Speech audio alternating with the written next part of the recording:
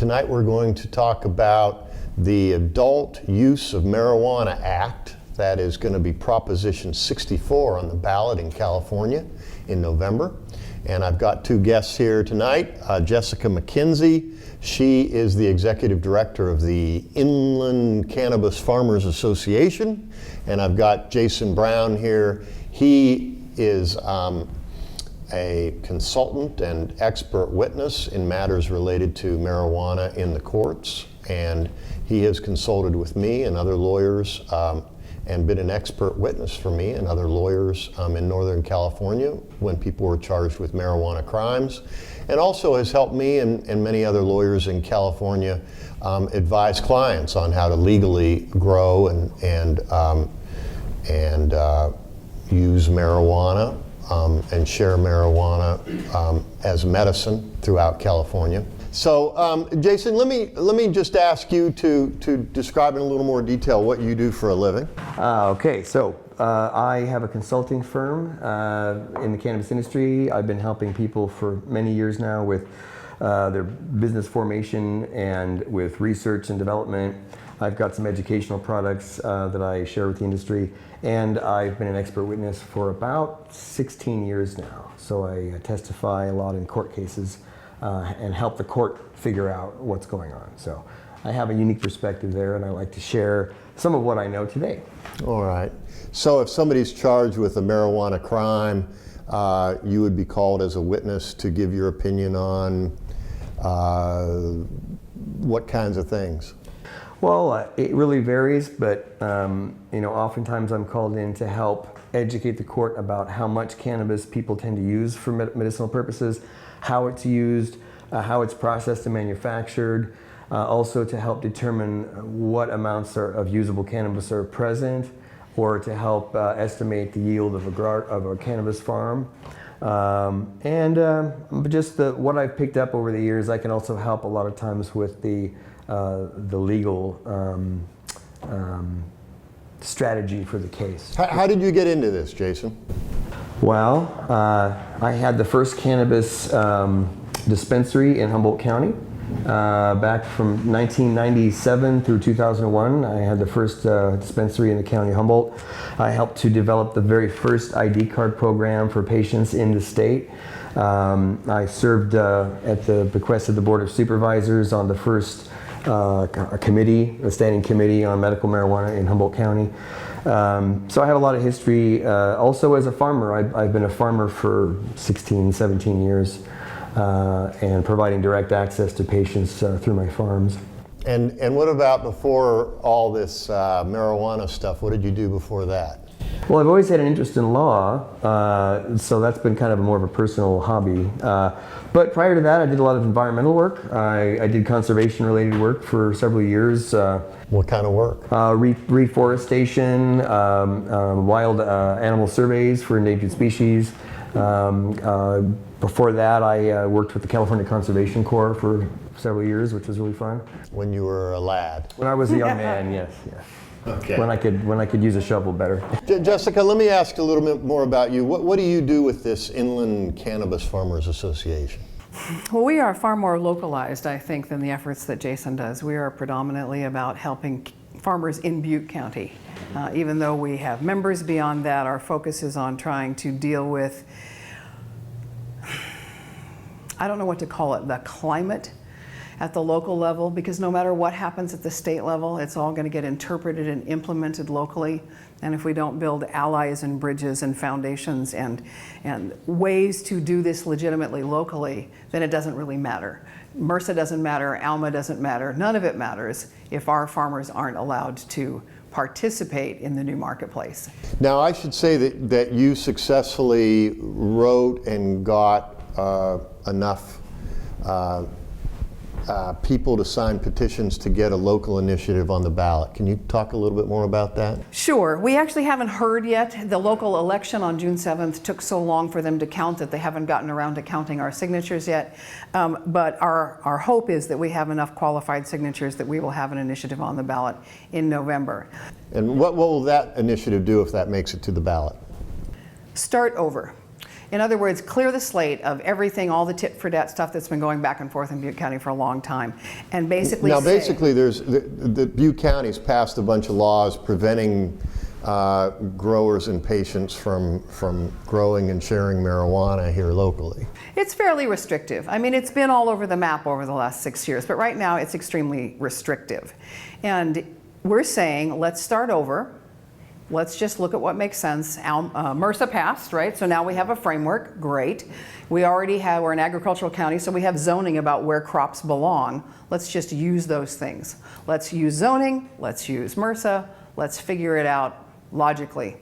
Now, MRSA is a law that was just passed in California by the legislature and the governor to basically allow cities and counties, county by county and city by city, to license people to grow and distribute marijuana Yes. for medicinal purposes. Yeah, it's the commercial cultivation and commerce for medicinal cannabis. But it also allows cities and counties to essentially prohibit any of that. It does not, it doesn't take away the control. And I don't think anything will ever pass at the state level that denies cities, counties, municipalities the right to control it any way they choose to. Which is why I think that the work that we're doing, not that either work is more important, but the work that we're doing is trying to make sure that as all these new state rules, laws roll out, that our county and the counties that affect our farmers are willing to let them play. So how did you get involved in all this, Jessica?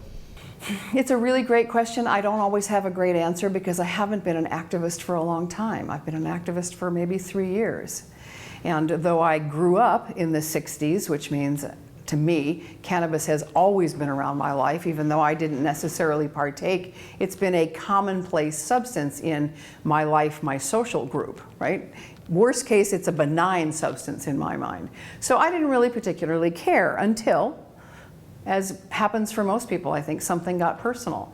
And I started meeting people. I met people who used to be in wheelchairs who aren't. I met people who were in stage 4 cancer who aren't. And I started thinking, you mean it's more than glaucoma and arthritis, which is what I remembered from 25 years ago?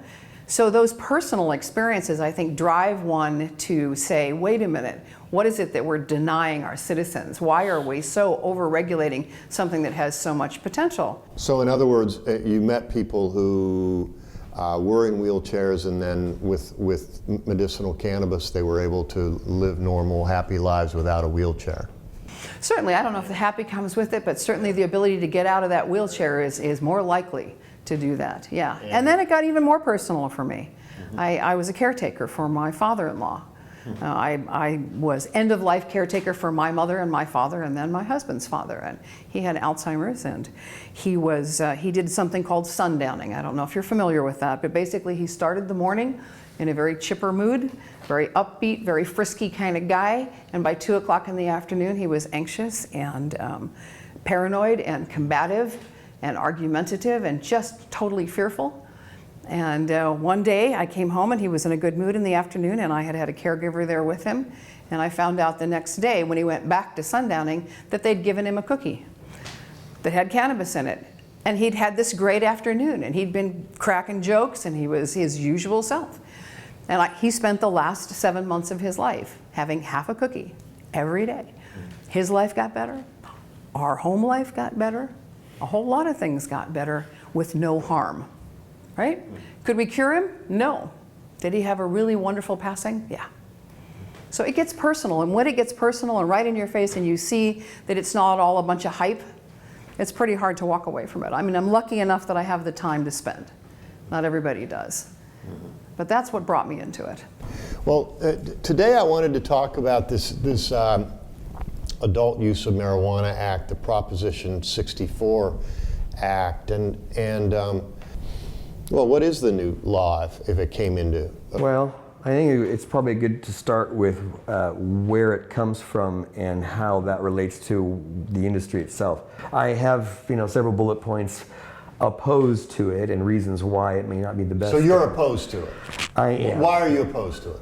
Well, there are several reasons, but I think the bottom line is it really still continues criminalization under the guise of legalization. And so it's a wolf in sheep's clothing, essentially. There are too many aspects of it that would still be harmful, both to patients and to the recreational users that would now be able to purchase cannabis legally. And there's too many loopholes left in place to continue the prohibitions in other ways against cannabis. So explain some of the ways that it would actually make it so people could, well, let's talk about patients. Patients that right now have recommendations for the use of marijuana by their doctors. And right now they have a constitutional right to grow and use marijuana under Proposition 215. How would it affect them? Well, it's interesting. It's a great question. You know, the only rights that we have in California all stem from the Compassionate Use Act. You know, and even the Medical Marijuana Program Act, which came later, was based on the Compassionate Use Act. And so because that was an initiative back in 1996, the only way for the state to effectively change it would be through another initiative process. And that's the reason a lot of people are concerned about ALMA, because while it does give lip service to maintaining the status quo, there are provisions within ALMA that would certainly grant the California legislature the right to tinker with it. And in so doing, they could effectively undermine the Compassionate Use Act without having that protection in place anymore, because this is also an initiative and theoretically could be seen as a way to circumvent or change the Compassionate Use Act. So if the Compassionate Use Act was seen, for example, to allow patients, which I think is the law in California, to grow and use marijuana for their own medicinal use and for people that they're taking care of, another initiative like this Proposition 64 would, if passed, would presumably take the place of that, or at least limit a patient's rights. It could. In any situation where there was a legal argument being made that a court would have to decide the answer to, that could happen. And you know, the funny thing is, the Compassionate Use Act, as you well know, was only 1 page long. And we have been arguing in court about its interpretation for almost 20 years now. This is 64 pages. Can you imagine? Said earlier, I what could be? Back up though. You said earlier that there was something in this language in Prop 64 that basically specifically says that all of the rights under Proposition 215 won't be messed with. Is that true? There's a section in the initiative that states that it is not its intention to in any way change the Compassionate Use Act. However, there's no language prohibiting it. It's not a prohibitive language. It's really more of an intention. And there are many sections within ALMA that I believe could be used to legally challenge the Compassionate Use Act in court.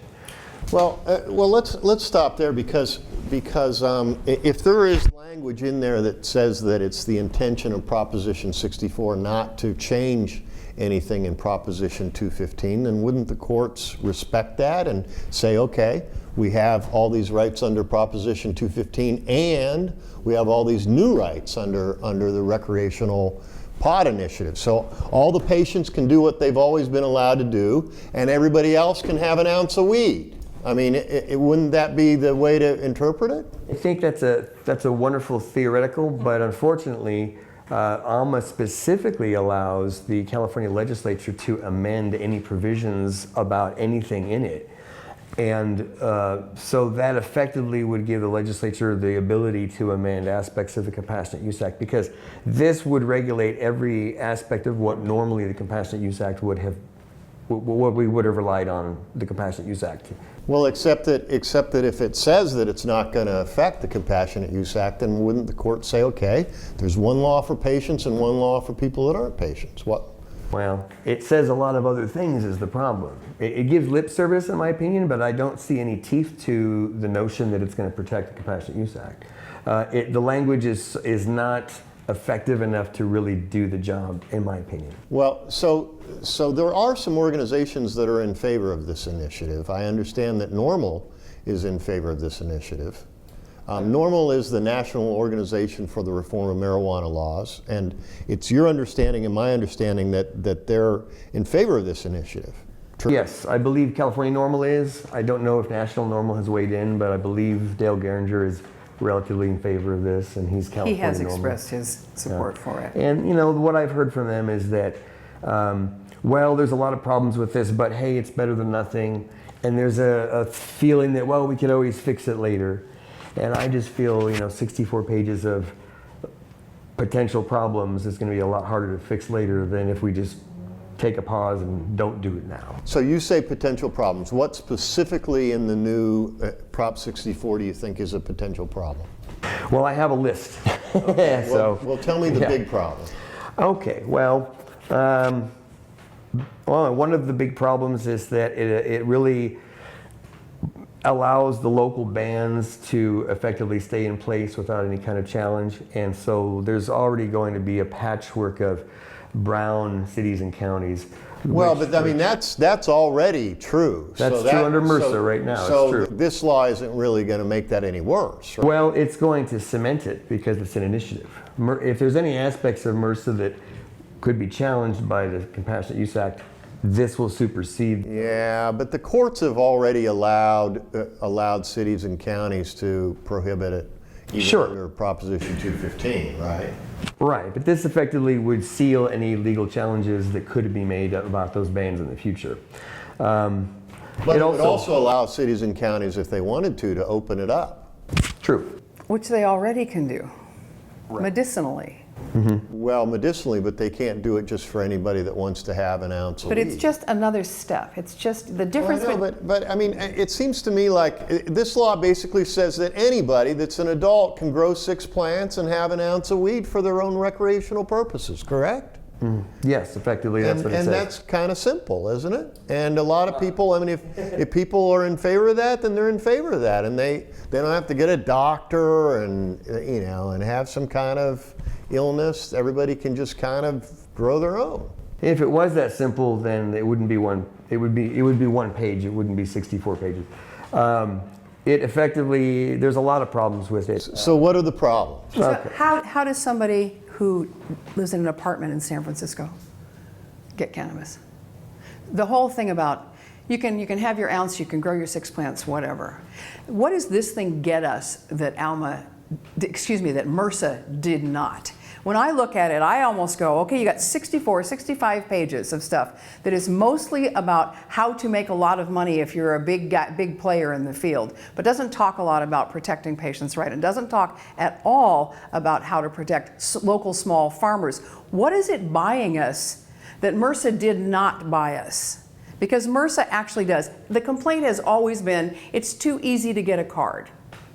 Okay, fine. A doctor's recommendation. Yeah, if you get a record, it's too easy. Anybody can get it for anything. If that's true, then this doesn't buy us a whole heck of a lot. And it is so full of inconsistencies within itself, and it is too much too soon. I will tell you that I have not read all 65 pages of it. I don't claim to be an expert. I've read the summaries, I've read the analyses. And when I look at it and I hear something called legalization, and that's how they sold it, and that's how they pitched it, and that's how they took it to the streets. Are you for legalizing cannabis? Then sign this petition. And if you give away, share, or own more than an ounce, you can be charged with a crime. That is not legalization. It's legalization in wolf's clothing. They need to actually take the bigger, longer picture, not just the how can we prepare for big ag and big pharma to come in and make lots of money. It is an inadequate and inconsistent and overly complicated piece of legislation, not legislation, excuse me, an initiative on the heels of MRSA, before MRSA has even rolled out. It will only confuse the issue. There are people who are very concerned about a lot of the legal loopholes in it and legal inconsistencies in it. And when I look at it, I go, I don't see what it buys me. I can have with MRSA, I can have 500 square feet. My house, my yard, anywhere. So what does this get me? 6 plants. Can I get 6 plants and 500 square feet? I think so. Maybe a little tight. Maybe I'd have to keep the shrimp. It doesn't address the fundamental issues of legalization. I should be able to own cannabis and not go to jail for it. End of story. And it does not do that. Why doesn't it do that? It sounds like it does do that. It does not do that. Over an ounce. You can go to jail for over an ounce. You can be charged for over an ounce with a criminal offense. If I give you more than an ounce, if you and I are neighbors, right? Or you're my friend down the street and you have Blue Dream in your backyard and I've got some platinum Girl Scout cookies in my yard and we want to swap. If I give you more than an ounce, I'm actually committing a crime. If we trade more than an ounce, we are both committing crimes. That is not legalization.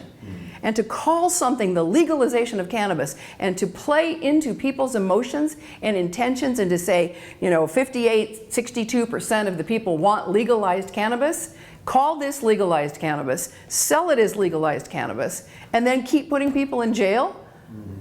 So it's not, I think that's a problem. It's not actually legalizing cannabis. It's actually making cannabis harder to legally grow and possess and use and share. It's making it easier for big companies to produce cannabis on a commercial scale and have an outlet for their products. That is easier. It Small also- farmers, no. Patients, no. And So- it plays into the prohibition, basically what prohibitionists have been saying about cannabis for so long, all the lies about its dangers to society and to people and to everything. It plays into that because it's basically treating it like a very dangerous drug rather than like a beneficial herb. Here's some other problems with it. All of the money, under ALMA, all of the money, if Prop 64 were to pass, goes to enforcement and to rehabilitation programs. None of it's going to go to schools, none of it's going to go to support police or fire departments or local community interests. It all goes to enforcement and to drug rehabilitation. Again, they're treating cannabis as if it's something that it isn't. A lot of money goes into addiction treatment. We know cannabis is not addictive. So there's just so many things wrong with it. You're right, it does cement that narrative, doesn't it? And you were right too. It literally makes it illegal to give away any cannabis, not just the ounce. There's a specific section that makes it illegal to give away cannabis at all. So I don't understand how we can legalize something and make it illegal to give it away for free. That makes no sense either. I see this as just a boon to the pharmaceutical companies who, there's also a sunset, I think it's a few years, allowing small businesses to try to compete. And then when that sunset expires, the really big companies are going to come just take the industry. So I see this as a real attack on small businesses too. It will eventually down the road if it passes. All the focus on how to make commercial sales possible and commercial production possible will normalize it. It will mainstream it.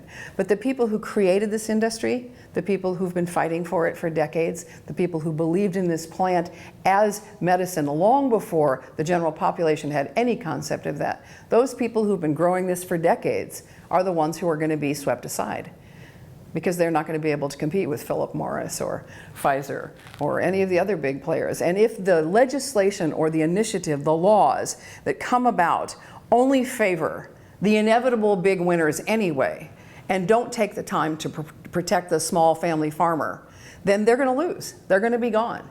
And it's a way that it's almost like the last family farmer. We don't have those left in California, except when it comes to cannabis, maybe a few other small industries, But it's not about the patient, and it's not about the small farmer, and it's actually not even really about cannabis, except to continue to build and cement that narrative about it's something that needs close watching and close control. And the reason it does that is so that the big commercial players can come in and make their money while the rest of these people are still having to fight the little knockdown, drag out neighborhood battles. It would also make it harder.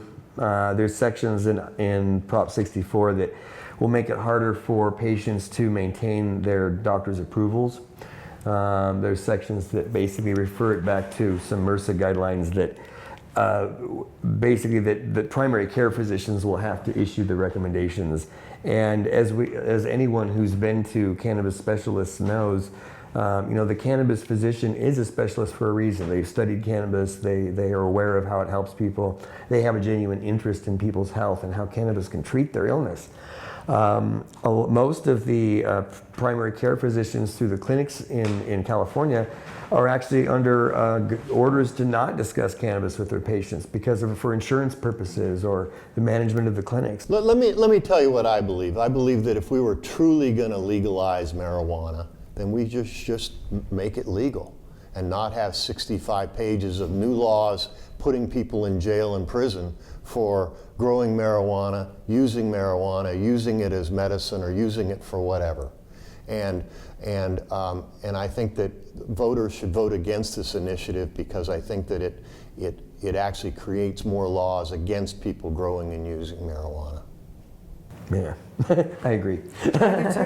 One of the most common arguments to vote for it is not really endorsing it in and of itself, but it's more what will happen to the movement, what will happen to the what is seen as a progression of cities and counties and states moving in the direction of legalization. If California votes this down, what will happen to the momentum? And that's really the strongest, most prevalent argument that I hear for voting for it is what will people think if we defeat it? And I have to tell you, I was on the phone this morning with one of our supervisors here who basically is saying the same narrative about let's just see what happens in November.